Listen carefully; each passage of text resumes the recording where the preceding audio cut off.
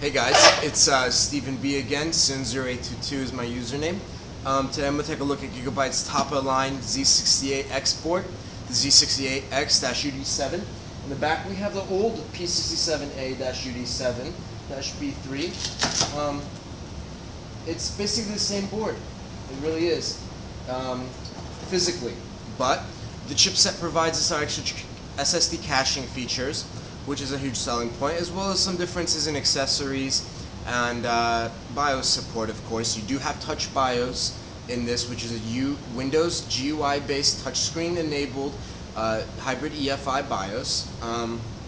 Very good for people who are afraid of going into the BIOS and changing settings. You can just do it through Windows. Here we see our Z68X-UD7-B3.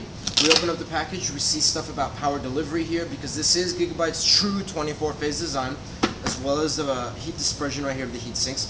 So let me open this up and give you a look at what's inside. It's really a spectacular board. It's their top-of-the-line board. This board is built for overclockers, with overclocking in mind. It's built for maximum everything, maximum connectivity, maximum power delivery, stuff like that. That's what Gigabyte really wanted with this board. So here's the board itself. I have my CPU in there because I'm about to run some benchmarks. But we take a look at the board itself. Clean design, black PCB, a true extra layer of black PCB. I'll go over that in a second, and beautiful little heat sinks. So let's go over the accessories first, because I'm sure many of you want to know what's inside this thing. There's a separate box for the accessories. Okay, so we have eSATA to SATA back panel conversion with all the cables you could ever need to make that conversion. Because most people don't have eSATA to SATA cables, they're like power cables for it. We have back panel with all the USB 3.0 headers and everything. Okay, tons of those.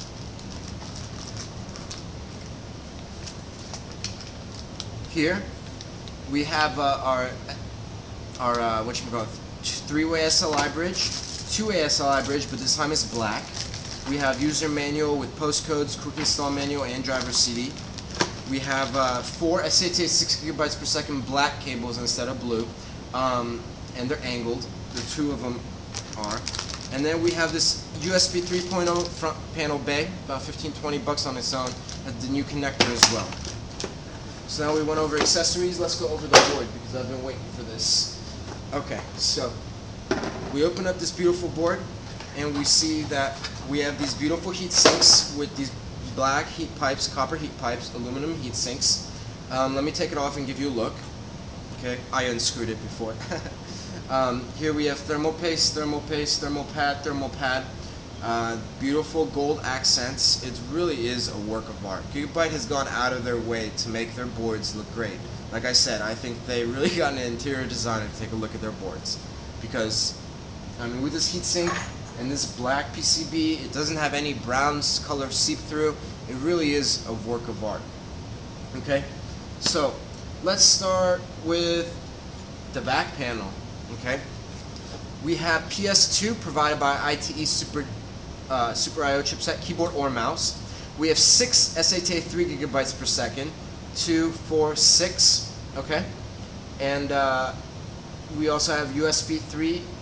We also have eSATA, USB 2.0, IEEE, and 7.1 surround sound as SPDIF outputs. Okay, USB 3.0 comes from 2 NEC controllers, which each go to VLI hub, and each one of them gives out 4. And with the VLI hub, we got 4, and that's where we get our 2 outputs here, as well as our 6 in the back.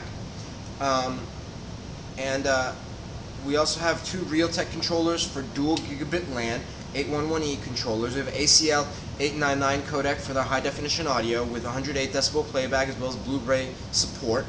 We do have a TI chip that provides us our IEEE, these 2 right here, these 2 yellow, as well as the internal. We do have USB on-off charge on the inside, as well as a normal USB 2.0 port. We have our front panel headers. We have 2 fan headers down here, as well as another fan header right here, 1 more here, and 2 here for push or pull fan. 1 8-pin connector. Okay, Now let's go over the phases. 24 phase design, 24 inductors, a true 24 phase design. But how do you do this with the 6-phase PWM, the ISL 6366? Well, let me tell you how it's done. They use something called phase doublers, made proprietary by Interstill. ISL 6617 is the part. You should look it up. It talks about the benefits of 24 design through their cascade technology. It's one of the many operating modes for these ISL 6617 little ICs. We have 10 Dr. Mo's driver modes. Okay, driver MOSFETs, instead of having two MOSFETs, a high side and low side FET, as well as a driver chip to run them, this each is into its own little tiny IC, which helps on board real estate and helps with power dispersion. Higher efficiency, it's almost everything is better. They're just a little bit more costly. GIGABYTE uses 24 of them. The phase doublers double each phase from the PWM, and so 6-phase turns into 24 phase, now it doubles twice. So it cuts the switching frequency and down into a quarter. In cascade mode, that's how it works. There are other modes where it can not divide the switching frequency though. But in cascade mode, it divides the switching frequency.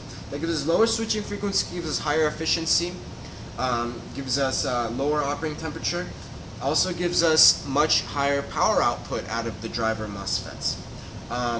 But it does hurt transit response. So to keep transit response up and ripple control down, keep ripple down and transit response high, they use much less capacitors, and the 24 phases are interleaved. That means they work together, and you can multiply stuff like ripple bandwidth to reduce the final ripple. And they use less capacitors through this interleaving technology, and that allows great power output through 24 phase design through high efficiency. And that's what GIGABYTE's doing with this 24 phase design. Now in a waveform function test, you would see each phase firing after themselves. GIGABYTE has given us an example, and I will show you. The NF200 chip is powered by single phase ISO controller, and then the CPU Encore is powered through 2 phases.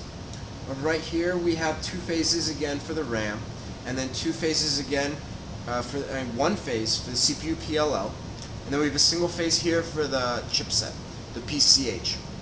Okay, these are dual channel DIMMs. They are fairly spaced, but they are kind of close for signal integrity.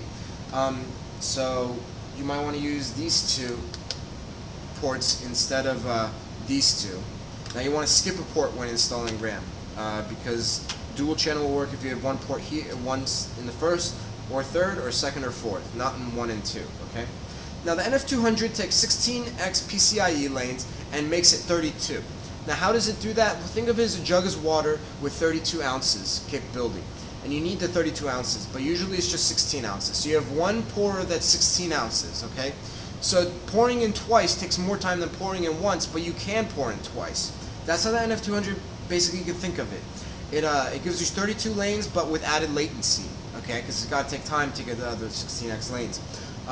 This is 16x, 16x, 8x, 8x. You can't run the 8x at 16x, but you can run the 16x at 8x. There's a 1x port. These are 2 PCI ports powered by ITE, PCIe to PCI bridge. And we have a Marvel controller here for SATA 6 GB per second. And the native PCH gives us 2 SATA 6 GB per second and 4 SATA 3 GB per second. You also have another Marvel chip here for eSATA 6 GB per second. Alright? You have 24-pin connector, you have your power, reset, and CMOS buttons, which are standard for overclocking boards now. You gotta have them. One thing this board doesn't have that I really want to see are voltage read points. Overclockers love that. I will give you the voltage read points for this board in the written review, but for now, we just have to hope GIGABYTE puts in their future boards. But I will give you voltage read points on the front so you can stick your digital multimeter if you're an experienced overclocker. ITE Super I/O chip gives us voltage monitoring, temperature monitoring, as well as fan control for all the fans and monitoring for those.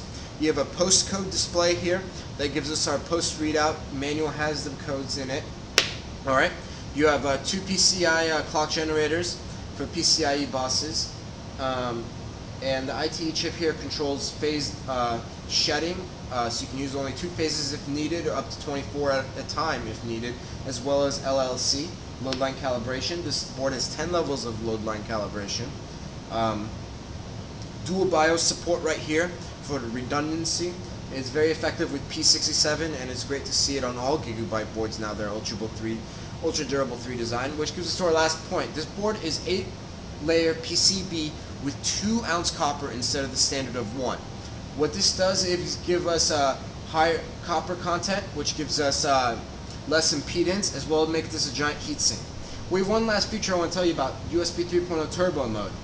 This little ASMT switch, these switches switch on and off the PCIe slots here, but this extra ASMT switch bypasses the PCH and directly goes to one of these USB ports, chips from Renaissance, to give us direct access to the DMI bus. Now let's say you have too many things plugged in and DMI bus that's 20 gigabytes per second is getting a little clogged up because there's so many ports on this board.